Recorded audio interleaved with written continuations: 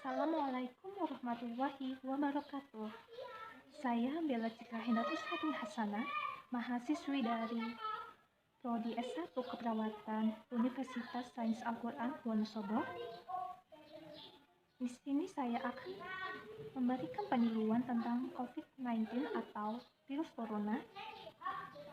Video ini dibuat untuk memenuhi tugas mata kuliah promosi kesehatan. Assalamualaikum warahmatullahi wabarakatuh. Waalaikumsalam warahmatullahi wabarakatuh. Saya Bella Citra Hendatus Fatin Hasanah, mahasiswi dari Fakultas Ilmu Kesehatan S1 Keperawatan Universitas Sains Al-Quran Wonosobo. Di sini saya akan memberikan penyuluhan tentang COVID-19 atau yang biasa kita dengar yaitu virus corona. Mulai dari pengertian gejala, cara penularan, diagnosis, pencegahan, dan bagaimana cuci tangan yang benar, serta etika batuk. Sebelumnya saya akan melakukan kontak waktu sekitar 10-20 menit. Apakah Ibu bersedia? Iya. Baiklah, sebelum acara ini dimulai, mari kita membaca basmalah bersama-sama. Bismillahirrahmanirrahim. Apakah Ibu tahu tentang virus corona? Ya, belum tahu. Baiklah, saya akan menjelaskan apa itu COVID-19 atau virus corona. Mari kita lihat di slide pertama mengenai virus corona. Nah, virus corona ini adalah virus baru penyebab penyakit saluran pernapasan dan radang paru-paru. Nah, penyakit ini disebabkan oleh infeksi severe acute respiratory syndrome coronavirus atau SARS-CoV-2. Nah, virus ini dapat menyerang siapa saja, baik bayi, anak-anak, orang dewasa, orang tua, wanita hamil, dan ibu menyusui. Nah, infeksi untuk virus ini dinamai COVID-19. Nah, bagaimana virus ini ditemukan? Nah, virus ini ditemukan di kota Wuhan, lebih tepatnya di Cina. Nah, virus ini telah menyebar ke wilayah lain di Tiongkok. Nah, termasuk Indonesia. Nah, coronavirus ini merupakan salah satu keluarga dengan virus penyebab NAS dan MERS. Ibu sudah paham? Ya. Baik, kita lanjutkan dengan gejala COVID-19 atau virus corona. Apa yang Ibu ketahui tentang gejala virus corona? Belum. Nah, gejala awal infeksi virus corona bisa menyerupai gejala flu, yaitu demam, pilek, hidung tersumbat, sakit tenggorokan, dan sakit kepala. Nah, setelah itu gejala dapat hilang dan sembuh atau bisa semakin parah. Nah, penderita dengan gejala yang berat bisa mengalami demam tinggi, batuk berdahak atau batuk kering, atau bahkan bisa batuk berdarah, kemudian sesak nafas, dan nyeri dada. Nah, gejala-gejala tersebut bisa muncul karena seseorang telah terkena virus corona sehingga tubuh bereaksi untuk melawan virus corona yang membuat gejala-gejala tersebut muncul di diri seseorang. Nah, secara umum ada 3 gejala umum yang bisa menandakan seseorang terinfeksi virus corona, yaitu demam tinggi. Nah, demam tinggi ini biasanya seseorang memiliki suhu tubuh di atas 38 derajat Celcius. Kemudian orang tersebut batuk kering dan mengalami sesak nafas. Ada beberapa gejala lain yang juga bisa muncul pada infeksi virus corona meskipun lebih jarang terjadi, yaitu diare, sakit kepala, konjungtivitis, hilangnya kemampuan mengecap rasa atau mencium bau, dan ruam di kulit. Nah, gejala-gejala COVID-19 ini umumnya muncul dalam waktu 2 hari atau sampai 2 minggu setelah penderita terkena virus corona. Nah, maka masyarakat wajib mengisolasi diri untuk mengetahui apakah mereka terkena virus corona atau tidak. Apakah Ibu sudah paham atau ada pertanyaan? Bagaimana virus corona ini bisa menular ke tubuh manusia secara cepat? Nah, ada 3 cara penularan virus corona ini. Yang pertama, seseorang tidak sengaja menghirup droplet yang keluar saat penderita COVID-19 batuk atau bersin. Baiklah, lanjut yang kedua, yaitu menular karena menyentuh wajah tanpa cuci tangan. Nah, kemudian yang ketiga, bagaimana cara penularan virus corona ini? Apabila seseorang telah kontak jarak dekat dengan penderita COVID-19. Bagaimana mendiagnosis COVID-19? Ada 4 cara. Yang pertama, rapid test, swab test, atau tes PCR, tes scan, and ronsen dada. Seperti yang sudah saya sebutkan, rapid test. Nah, rapid test ini digunakan untuk mendeteksi antibodi yang diproduksi oleh tubuh untuk melawan virus corona. Kemudian swab test atau tes PCR atau polymerase chain reaction untuk mendeteksi virus corona di dalam dahak. Kemudian CT scan atau ronsen dada itu digunakan untuk mendeteksi infiltrat atau cairan di paru-paru. Apa perbedaan dari ODP, PDP, dan suspek? Nah, di sini dijelaskan, pemerintah menjelaskan perbedaan tingkatan status terkait virus coronavirus atau COVID-19. Nah, ada 3 tingkatan status sebelum akhirnya seseorang dinyatakan positif corona. Yang pertama, orang dengan status ODP belum menunjukkan gejala sakit.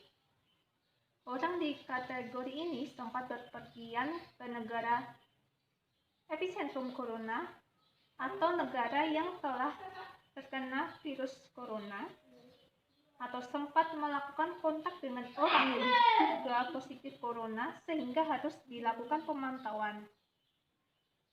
Nah, kemudian yang kedua, pasien dalam pengawasan atau PDP.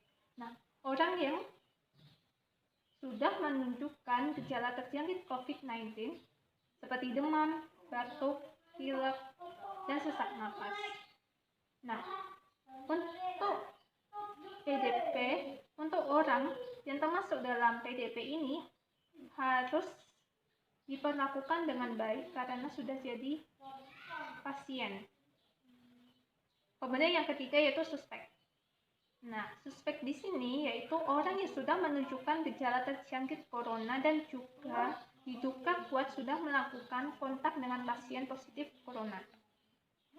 Nah, selanjutnya pasien suspek virus corona ini akan diperiksa spesimennya menggunakan 2 metode, yaitu polymerase chain reaction atau PCR yang telah saya jelaskan tadi, dan genome sequencing.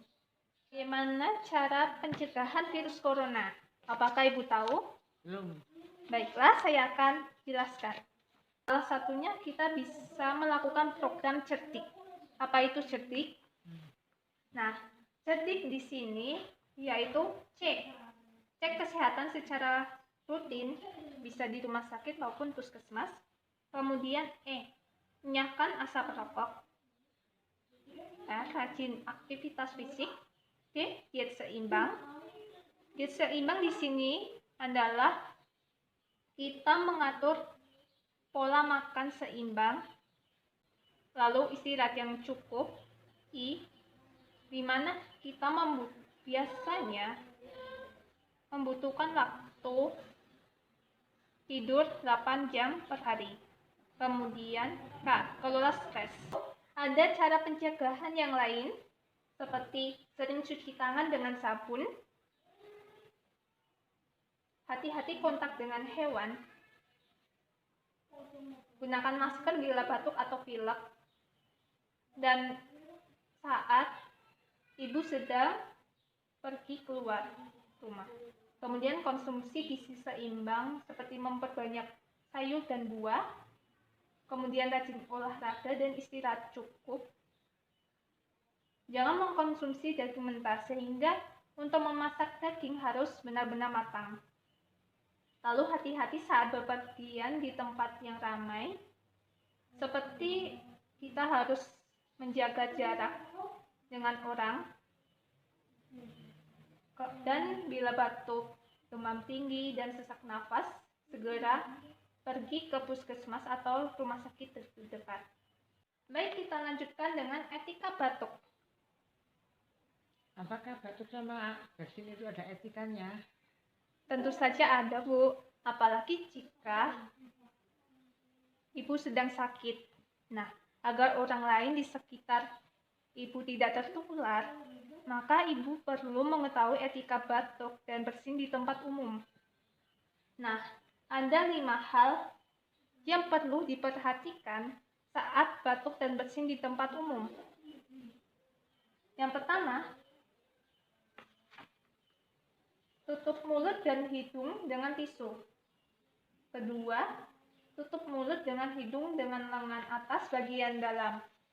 Jadi seperti ini. Dan kita tidak boleh saat bersin itu menutup hidung dengan seperti ini. Karena saat tangan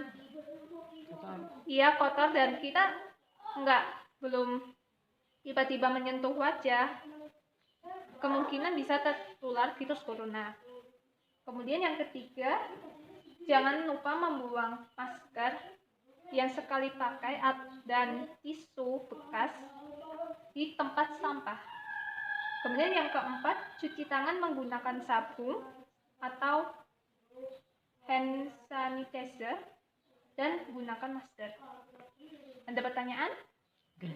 Baiklah, kita lanjutkan bagaimana cara mencuci tangan dengan benar. Nah, mengapa kita harus melakukan cuci tangan dengan benar? Karena mencuci tangan adalah salah satu cara termudah untuk menjaga kesehatan. Nah, langkah pertama ini, gosok kedua telapak tangan harus dilakukan dengan sabun. Kemudian yang kedua, gosok punggung dan sela-sela jari sisi luar tangan. Dan pastikan semua bagian terkena sabun agar kuman tidak ada di kulit. Kemudian yang ketiga, langkah selanjutnya yaitu gosok telapak tangan dan sela-sela jari sisi dalam tangan. Nah, antara jari merupakan salah satu lokasi favorit kuman bersarang, sehingga tidak boleh dilupakan. Kemudian yang keempat adalah letakkan punggung jari dengan jari sisi dalam saling mengunci. Nah, gerakan ini bermanfaat untuk memastikan bahwa kuman benar-benar mati. Kemudian yang kelima adalah ibu jari digosok memutar oleh telapak tangan. Kemudian yang keenam, jari kiri menguncup, gosok memutar kanan dan ke kiri. Nah, gerakan ini bertujuan untuk benar-benar membersihkan kuku dan membunuh kuman. Kita lanjutkan dengan sesi tanya jawab. Baik, apakah mandi air panas bisa mencegah virus corona? Baiklah, saya akan menjawab pertanyaan Ibu, apakah mandi air panas bisa mencegah virus corona? Mandi air panas tidak dapat mencegah ibu dari virus corona. Nah, mengapa demikian? Karena suhu tubuh normal orang biasanya sekitar 36,5 derajat Celcius sampai 37 derajat Celcius, terlepas dari suhu air. Nah, sebenarnya mandi dengan air yang sangat panas bisa berbahaya karena bisa membakar kulit.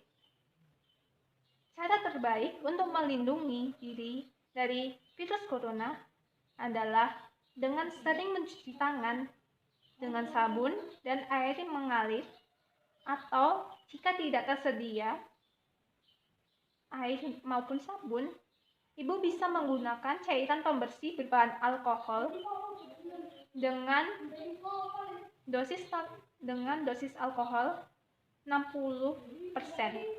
Nah, dengan melakukan ini, ibu bisa menghilangkan virus yang mungkin ada di tangan dan menghindari infeksi yang dapat terjadi karena menyentuh mata, mulut, dan hidung. Apakah ibu paham? Apakah ada pertanyaan lain? Ya, coba lagi. Apakah makan bawang putih dan bisa membantu mencegah infeksi virus corona baru? Baiklah, saya akan menjawab pertanyaan ibu. Apakah makan bawang putih bisa membantu mencegah infeksi virus corona? Bawang putih merupakan makanan sehat yang mungkin memiliki beberapa sifat antimikroba. Tetapi, tidak ada bukti bahwa makan bawang putih telah melindungi orang dari virus corona. Apakah ada pertanyaan lain? Bagaimana cara agar rumah saya terhindar dari virus corona? Pertanyaan yang bagus. Bagaimana cara agar rumah ibu aman dari penularan virus corona? Pastikan keluarga menerapkan perilaku bersih atau bisa dikatakan sebagai PHBS, yaitu seperti sering cuci tangan pakai sabun dan air mengalir saat tiba di rumah, sebelum makan dan setelah menggunakan kamar mandi. Kemudian bersihkan permukaan benda-benda yang sering tersentuh tangan, seperti saklar lampu, gagang pintu dengan lap, tisu atau cairan disinfektan. Kemudian cuci baju yang telah terpakai dengan deterjen dengan takaran sesuai label, atau ketika ibu baru saja keluar rumah, sebaiknya ibu mandi dan cuci baju. Begitu. Apakah paham? Apa ada pertanyaan lain? Dan satu lagi, terakhir. Iya. Bagaimana saya melindungi orang lansia atau lanjut usia di keluarga atau lingkungan? Baiklah. Untuk hal ini memang sangat penting dan merupakan pertanyaan yang bagus, Bu, karena orang lansia merupakan yang paling rentan terhadap infeksi virus corona. Khususnya mereka yang memiliki sistem kekebalan tubuh yang lemah atau memiliki masalah pernafasan atau telah memiliki komplikasi penyakit komplikasi. Nah, untuk itu bagaimana melindungi orang lansia atau lanjut usia di keluarga atau lingkungan? Ibu bisa melindungi mereka dengan memotivasi mereka untuk sering mencuci tangan pakai sabun dan air mengalir. Nah, jadi saat ibu mengunjungi orang tua ibu harus cuci tangan pakai sabun. Kemudian, apabila ibu mengalami demam atau batuk atau sesak napas, sebaiknya ibu tidak mengunjungi orang tua itu yang fisiknya lemah. Jadi Sebagai gantinya, ibu dapat berkomunikasi dengan mereka melalui telepon atau WhatsApp, intinya via online. Kemudian apabila orang lansia atau orang yang telah lanjut usia memiliki masalah kesehatan, sebaiknya orang tersebut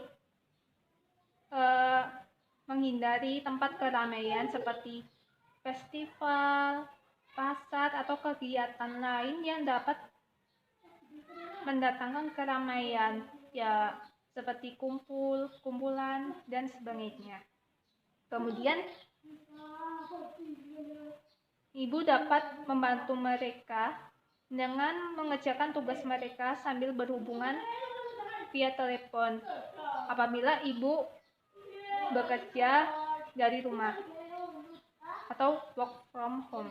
Kemudian untuk bagi orang yang lanjut usia, biasanya jika kelamaan di rumah akan membuat mereka kesepian. Nah, agar ibu bisa membuat mereka merasa bahagia dan tidak kesepian,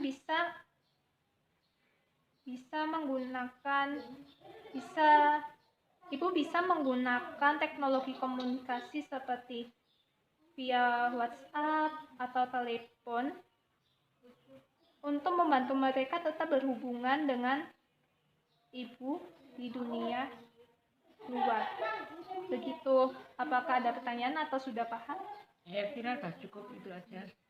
Baiklah, karena tidak ada pertanyaan lagi, maka saya akan ambil kesimpulan bahwa penting untuk menjaga kebersihan dan kesehatan tubuh untuk mencegah penyakit corona. Maka dari itu, biasakan selalu memakai masker saat keluar rumah, tadi cuci tangan, dan melaksanakan protokol kesehatan yang sudah ada.